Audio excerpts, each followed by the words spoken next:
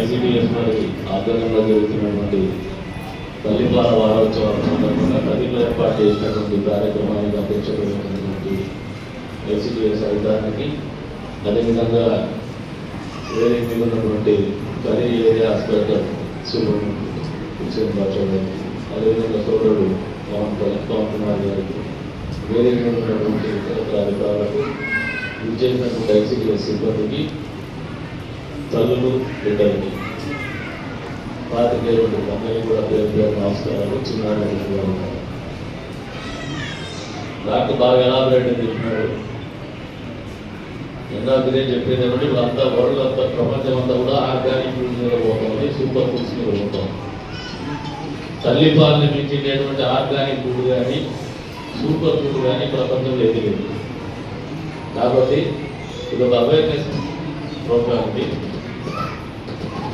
మనుషులకు ఉండేటువంటి ఆలోచన అంటే మనతోనే ఈ ప్రపంచం అంతరించిపోతుందని అనుకోకుండా మన తర్వాత కూడా మన బిడ్డలు ఉంటారు, వాళ్ళ బిడ్డలు ఉంటారు, వాళ్ళ బిడ్డలు ఉంటారు, మళ్ళీ మనుషులు అయిపోతుంటారు. కాబట్టి జంతువుల కంటే మానవులు ఎక్కడ బాగా ఆలోచన ఉందంటే వచ్చే రోజుల్లో మళ్ళీ మానవాళి మనం కూడా బాగుండాలా, ఆరోగ్యకరంగా ఉండాలా, వచ్చేటువంటి తరం అనేది మనకంటే దేహదారిద్ర్యంగా ఉండాలా,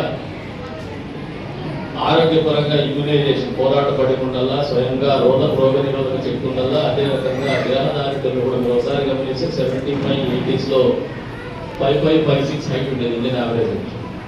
ఇప్పుడు పోతున్నటువంటి బిడ్డలంతా ఆల్మోస్ట్ 5'8", 6 మధ్యలో ఉంటాం, 6'1", 6'2" కూడా పోతాం. That is the difference because of the diet. తీసుకుంటున్నటువంటి ఆహారపు అలవాటు కావచ్చు, వస్తున్నటువంటి తరం అంతా కూడా దేహదారిద్ర్యంతో హై ప్రోటీన్ డైట్కి అలవాటు పడటం కావచ్చు, దేహదారిద్ర్యంలో వచ్చినటువంటి మార్పులు కారణం చెప్తాను. ఎన్ని మార్పులు ఆహారపు అలవాట్లు వచ్చినా కూడా తల్లి పాలు మించినటువంటి ప్రథమ ఆహారం ఏదైతే ఉందో బిడ్డ పుట్టంగానే అంతకు మించిండే ఆహారము అప్పుడు ఏదైతే మీరు ఫీడ్ చేస్తారు, ఏదైతే వాళ్ళకు చనుబాలిస్తారు, దానికంటే మించినటువంటి సూపర్ ఫుడ్ కానీ ఆర్గానిక్ ఫుడ్ కానీ ఉండదని మరొకసారి మీ అందరికీ కూడా తెలియజేసుకుంటూ ఇది ఒక బృహత్తరమైనటువంటి కార్యక్రమం, మన సమాజాన్ని నిర్మించుకునేటువంటి కార్యక్రమం. మన తర్వాత మన బిడ్డలు, వాళ్ళ బిడ్డలు కూడా ఆరోగ్యకరమైనటువంటి రీతుల్లో మనకంటే మెరుగైనటువంటి దేహదారిద్ర్యంతో, మానసిక ఉల్లాసంతో, మానసికమైనటువంటి ఆరోగ్యంతో ఉండాలంటే ఇవన్నీ పాటించాల్సినటువంటి అవసరం. ఎందుకంటే కొన్ని ఇంత పోగాళ్ళు వస్తూ ఉంటాయి మానవాళిలో. అప్పుడప్పుడు కొంతమంది బిడ్డల్నే క్యారీ చేయకూడదు అనుకుంటారు, కొంతమంది పిల్లలకు పాలు ఇవ్వడము సిగ్గుగా ఆలోచన చేస్తూ ఉంటారు.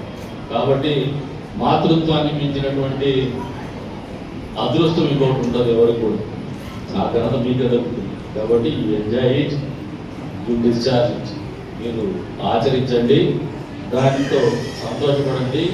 ఇంత పెద్ద ప్రపంచానికి మీరు తల్లులుగా ఉంటున్నామని చెప్పేసి గర్వపడండి అని చెప్పేసి కూడా తెలియజేసుకుంటూ భవిష్యత్తులో మీ బిడ్డలందరూ కూడా ఆరోగ్యంగా, మంచి ఆలోచనతో, మంచి ఆరోగ్యంతో, మంచి రోగ నిరోధక శక్తి పెరగాలంటే ఈ తల్లిపాల గురించి ప్రాధాన్యతను కావచ్చు, ప్రాముఖ్యతను కావచ్చు తెలియజెప్పడంలో ఎక్కడ కూడా సిగ్గుపడద్దండి. ఇంత ఓపెన్గా డాక్టర్ గారు చెప్తున్నారు.